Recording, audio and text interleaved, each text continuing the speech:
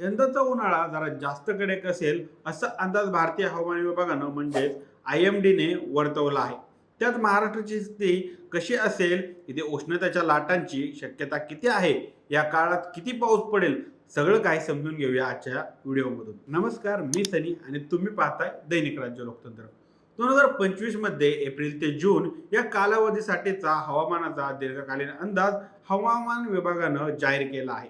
देशातल्या हवामानाचा विचार केला तर दक्षिण भारताचा पश्चिम भाग आणि पूर्व भारतातील तुरळक ठिकाण वगळता देशभरात इतर बहुतांश ठिकाणी कमाल तापमान सरासरीपेक्षा जास्त राहील.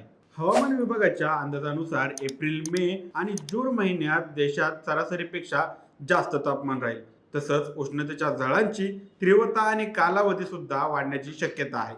उत्तर आणि पूर्व द्वीपकालीय, मध्य भारत, पूर्व भारत आणि वायव्य भारतातल्या मैदानी प्रदेशात बहुतेक भागांमध्ये उष्णतेच्या दिवसांची संख्या नेहमीपेक्षा जास्त असण्याची शक्यता आहे. राज्याच्या आरोग्य विभागाने दिलेल्या माहितीनुसार 1 मार्च ते 25 मार्च या कालावधीत हिट स्ट्रोकच्या 22 केसेसची नोंद झाली आहे. यात बुलढाण्यामध्ये 3, गडचिरोलीत 4, लातूरमध्ये 2, नांदेडमध्ये 1, नागपूर 3, नाशिक 1, धाराशिव 1, पालघर 2, परभणी 1, रायगड 1, सांगली 1, ठाणे 1, वर्धा 1 इतक्या जणांना राज्यात मार्च महिन्यात 25 दिवसात हिट स्ट्रोक असल्याचा आकडेवारीत समोर झाला आहे. राज्यातील कोकण किनारपट्टी आणि मराठवाड्याचा काही भाग वगळून पश्चिम महाराष्ट्र, विदर्भात उष्णतेच्या लाटांचा कालावधी वाढण्याची शक्यता आहे. या भागात उष्णतेच्या लाटांचा कालावधी 7 ते 8 दिवसांपर्यंत असू शकतो. हा अंदाज 3 महिन्यांसाठीचा आहे. यामध्ये एप्रिल महिन्यात उन्हाळा आणि उष्णतेच्या लाटांचा अंदाज सुद्धा देण्यात आला आहे. एप्रिल महिन्यात पूर्व आणि मध्य भारतासह लगतच्या द्वीपकालीय भागात उष्णतेच्या लाटा अधिक तीव्र असतील आणि त्याचा कालावधी देखील जास्त असण्याची शक्यता आहे. यामध्ये तर एप्रिल महिन्यातही पश्चिम महाराष्ट्रात आणि विदर्भाच्या पूर्व भागात उष्णतेच्या लाटांचा कालावधी नेहमीपेक्षा ते 5 दिवसांनी जास्त राहील.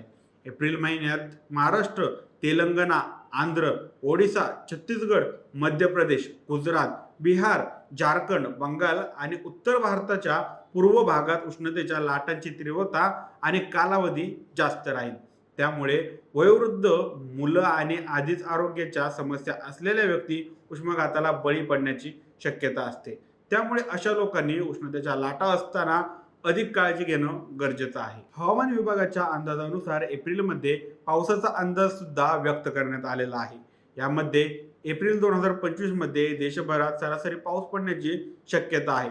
राज्याचा विचार केला तर एप्रिल महिन्यात मराठवाडा आणि विदर्भात सरासरीपेक्षा कमी पाऊस असेल, तर दक्षिण कोकण आणि दक्षिण मध्य महाराष्ट्रात सरासरीपेक्षा जास्त पाऊस पडण्याची शक्यता आहे. पण हा अंदाज फक्त एप्रिल महिन्यापुरताच आहे. म्हणजे एप्रिल महिन्यात राज्यातील काही भागात अवकाळी पावसाची शक्यता आहे.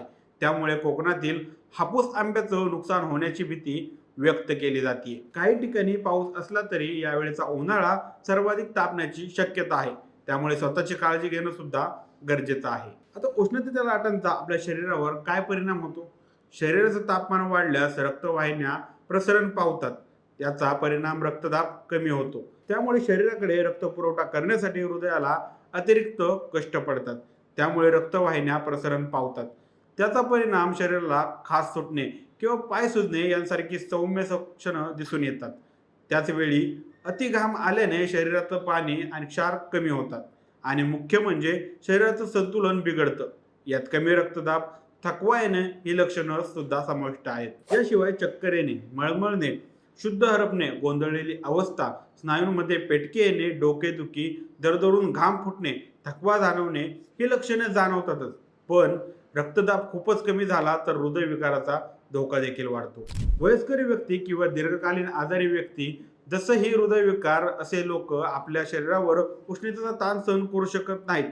ज्यांना मधुमेह आहे अशा लोकांच्या शरीरातील पाणी लवकर कमी होऊ शकतं. तसेच या रोगाच्या गुंत्यामुळे रक्तवाहिन्या आणि घाम येण्याच्या क्षमतेत बदल होऊ शकतो. लहान मुले देखील अधिक असुरक्षित असू शकतात. मेंदूचे आजार जसे की स्मृतिभ्रंश झालेले लोक उष्णतेबद्दल अनभिज्ञ असू शकतात किंवा त्याबद्दल हे काहीच करू शकत नाहीत. जे लोक बेघर आहेत त्यांना हा उन्हाला सामोरं जावं लागतं. वरच्या मजल्यावरील प्लॉटमध्ये राहणाऱ्यांनाही जास्त तापमानाचा सामना करावा लागतो. त्यामुळे अशा लोकांनी उष्णतेची लाट असताना काळजी घ्यायला हवी. राज्यात उष्णतेचा लाट तीव्र होण्याची शक्यता आहे. त्यामुळे राज्य सरकारने सुद्धा अशी काळजी घ्यायची यासाठी काही सूचना दिलेल्या आहेत. शरीर हायड्रोजन ठेवण्यासाठी दिवसभरातून भरपूर पाणी प्यावे. ताज्या फळांचा रस, लिंबू पाणी, ताक, कोकम सरबताचं सेवन करावं. पांढऱ्या किंवा हलक्या रंगाचे सूत व आरामदायक कपडे परिधान करा. गरमीच्या तीव्रतेने शक्यतो सावली ठिकाणी राहा. उन्हात जाताना टोपी, स्कार्फ किंवा छत्री वापरा. जलयुक्त फळे जसे की कलिंगड, काकडी, टरबूज हे देखील खा. दिवसातून 2 वेळा आंघोळ केल्यानं शरीराला थंडावा मिळतो. उष्णतेच्या तीव्रतेनुसार कामाच्या वेळा ठरवून घ्या. या सगळ्या गोष्टी लक्षात घेऊन स्वतःची आणि परिवाराची काळजी घ्या. या माहितीबद्दल आता तुमची काय मते आहेत आम्हाला कमेंट करून नक्की कळवा. आणि जर राज्य उपयुक्त चॅनलवर नवीन असाल तर चॅनलला नक्की सबस्क्राईब करा. धन्यवाद.